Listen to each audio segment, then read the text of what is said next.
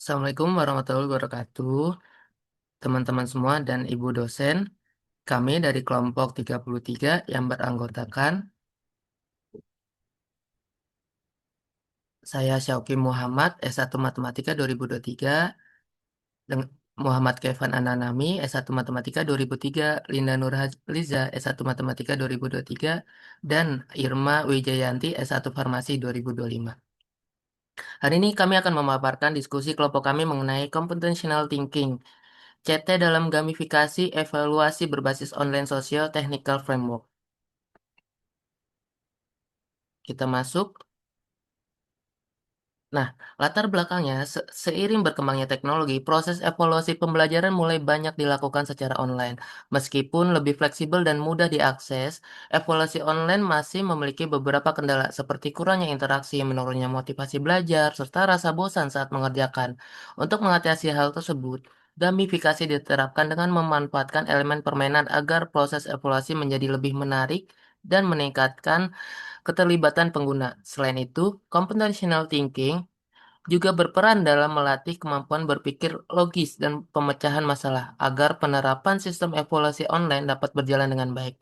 Diperlakukan pendekatan socio-technical framework yang memperhatikan keseimbangan antara teknologi yang digunakan dan pengalaman pengguna dalam proses pembelajaran. Computational thinking menurut Janet M. Wing 2006, computational thinking adalah proses berpikir untuk merumuskan masalah dan menyusun solusinya secara logis, sistematis, dan efisien, sehingga dapat diproses oleh komputer maupun manusia. Computational thinking yang pertama itu ada decomposing, yaitu memecah masalah besar menjadi bagian-bagian yang lebih kecil. Yang kedua ada pattern recognition, yaitu pengenalan pola-pola, mencari kesamaan atau tren di dalam masalah untuk menemukan solusi yang efisien. Yang ketiga ada abstraction, fokus hanya pada informasi yang penting dan mengabaikan detail yang tidak relevan. Selanjutnya algoritma, yaitu menyusun langkah-langkah logis dan berurutan untuk menyelesaikan masalah atau mencapai tujuan secara otomatis. Ya, selanjutnya dilanjutkan oleh saya. Di sini konsep sosio-teknikal. Gamifikasi itu sendiri adalah penerapan elemen permainan seperti poin, badge, leaderboard, challenge, dan reward pada sistem evaluasi online untuk meningkatkan motivasi, partisipasi, dan pengalaman belajar pengguna. Yang kedua itu ada socio-technical framework. Itu sendiri adalah pendekatan yang mengintegrasikan aspek sosial dan teknologi dalam suatu sistem, seperti pengalaman pengguna, interaksi, motivasi, platform digital, dan keamanan sistem agar evaluasi online berjalan lebih efektif dan user-friendly. Yang terakhir itu si, eh, in- in- eh, gabungan dari CT, gamifikasi, dan socio-technical framework, yaitu untuk menciptakan evaluasi online yang interaktif, adaptif, dan efektif dalam mendukung proses pembelajaran digital. Dalam evaluasi online ini, gamifikasi itu digunakan untuk meningkatkan motivasi dan keterlibatan pengguna. Dalam evaluasi online, pendekatan socio-technical framework itu diperlukan agar sistem tidak hanya berfokus pada teknologi, tapi juga untuk memperhatikan pengalaman dari interaksi pengguna. Eh, di sini kita mengikuti eh, empat konsep tadi, yaitu algoritma gamifikasi. Yang pertama itu decomposition. Decomposition, yaitu sistem memecah evaluasi menjadi beberapa tahap, level, atau challenge kecil agar pengguna lebih mudah menyelesaikan tugas. Ketiga ini yang seperti yang sudah dijelaskan di awal, namun yang algoritma ini kita menyusun langkah evaluasi secara terstruktur. Yang pertama itu seperti scoring algorithm, yang kedua reward algorithm, yang ketiga leaderboard algorithm, yang keempat progress tracking algorithm, yang terakhir itu adaptive algorithm.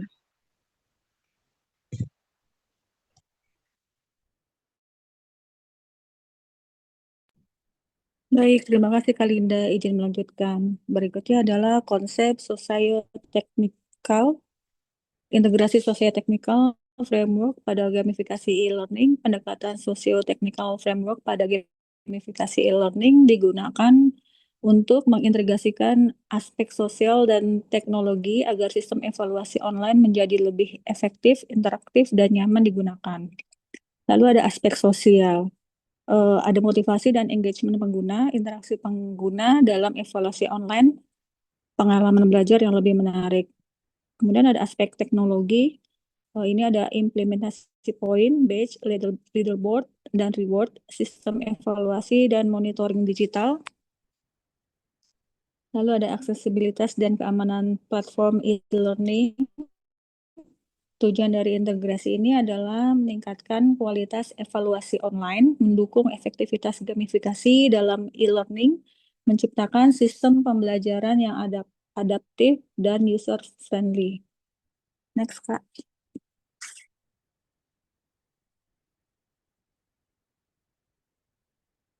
Berikut adalah review jurnal 1 dengan judul Computational Thinking Beyond Coding, Exploring Student Computational Practice While Playing and Modifying a Socio-Scientific Simulation Game. Penulisnya Marianti Griziotti, jurnal tahun 2025.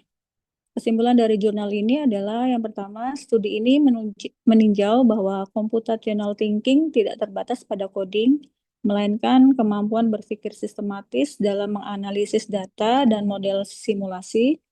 Yang kedua, hasil penelitian menunjukkan bahwa proses bermain dan modifikasi game terbukti efektif melatih penalaran abstrak peserta didik dalam menghadapi sistem yang kompleks. Yang ketiga, penelitian juga memvalidasi bahwa gamifikasi merupakan evaluasi interaktif yang mampu mengukur kemampuan pemecahan masalah secara sistematis. Selanjutnya akan dibawakan oleh Kak Rifan. Silakan, Kak. Ya, terima kasih untuk Kak Irma. Saya izin melanjutkan sebentar. Kalau untuk review jurnal jurnal kedua itu dari riset dari Imbar dan kawan-kawan di 2023 menyorot sisi implementasi praktis melalui perancangan flowchart gamifikasi yang terstruktur. Temuan utamanya adalah bagian bahwa elemen permainan yang dirancang secara harmonis mampu menjadi stimulan bagi motivasi intrinsik peserta didik. Hal ini membuktikan bahwa gamifikasi bukan sekedar hiburan, melainkan instrumen pedagogis yang efektif untuk melatih fondasi berpikir komputasi yang logis dalam ekosistem pembelajaran daring. Ya, next.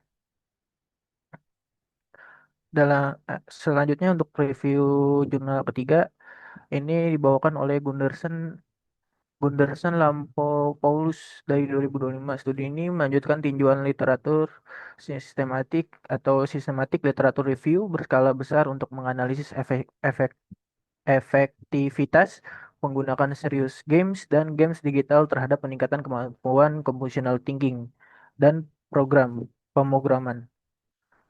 Penelitian menunjukkan bahwa game digital terbukti secara konsisten meningkatkan motivasi, keterlibatan aktif, serta hasil belajar kognitif peserta didik dalam menguasai konsep city atau computational thinking. Integrasi elemen game-based learning membantu menyederhanakan penyampaian materi logika pemrograman yang rumit menjadi lebih intuitif.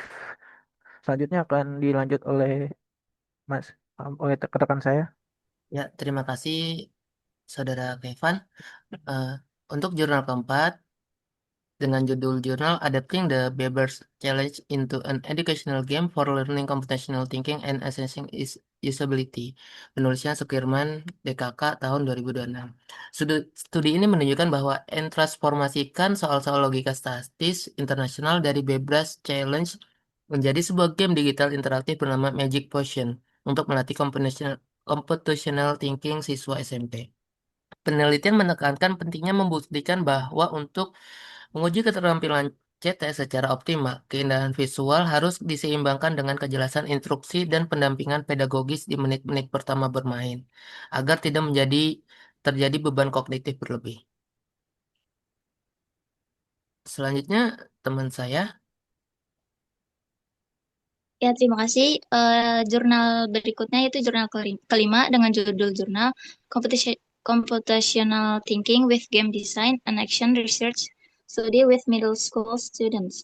Penulisnya itu dari Cavarella dan Vasconcelos di tahun 2025.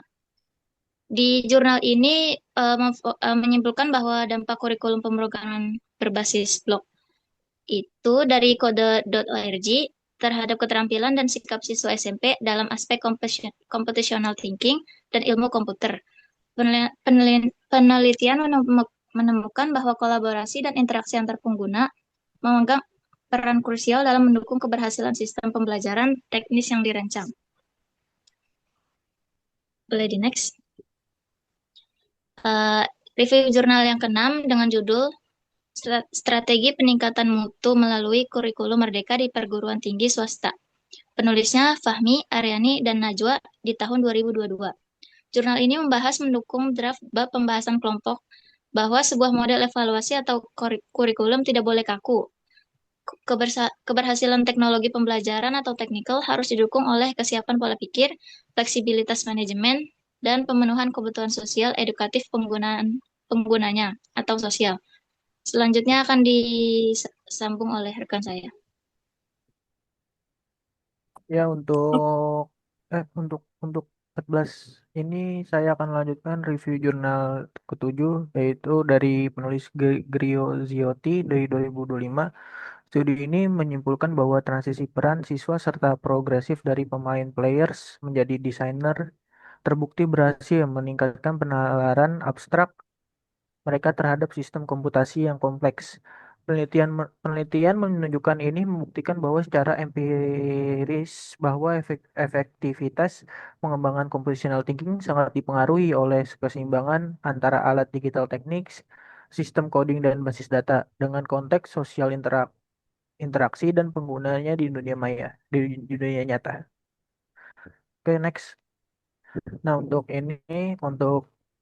untuk tabel selanjutnya kita akan membahas tabel perbandingan dari jurnal pertama Griziotti itu membahas tentang metode fokusnya adalah socio scientific simulation dan aspek sosio teknisial, keseimbangan alat digital dan kontribusi terhadap computational thinking. Di sini bisa dilihat perbandingannya kalau dari jurnal kedua Imbar di 2023 memfokuskan metode flowchart gamifikasi dan untuk aspek sosioteknikalnya motivasi intrinsik ke peserta didik. Untuk kontribusinya itu terhadap confusion thinking itu logika instruksional keterlibatan. Metode fokus utamanya adalah systematic review SLR dan aspek sosioteknisialnya adalah game-based learning yang intuitif. Kontribusi terhadap computational thinkingnya menyederhanakan logika pemrograman. Eh, se- Teman-teman bisa sebenarnya baca sendiri di sini perbedaan-perbedaan dari jurnal-jurnalnya tadi sudah teman-teman saya sebutkan juga. Kita next aja ke slide berikutnya. Kesimpulannya, integrasi computational thinking dalam sistem gamifikasi melalui pendekatan sosial technical framework bukan sekadar tentang otomatis, melainkan tentang meningkatkan motivasi intrinsik melalui interaksi sosial yang bermakna, menyeimbangkan kapabilitas tentang teknis dengan pengalaman pengguna untuk mengurangi beban kognitif, membangun fondasi berpikir sistematif yang fleksibel dan adaptif terhadap perubahan kurikulum digital. Dari next selanjutnya. Nah, di sini ada tabel referensi dari jurnal-jurnal yang sudah kita bawa untuk presentasi hari ini. Di next saja. Mungkin dari kelompok 33 dari saya Muhammad Kefan Anami dan teman-teman saya ada Sauki Muhammad, ada Linda Nurhaliza, ada Kak Irma Wijayanti. Sekian dari kelompok kami. Terima kasih atas waktunya dan perhatiannya. Mohon maaf jika ada salah kata. Wassalamualaikum warahmatullahi wabarakatuh.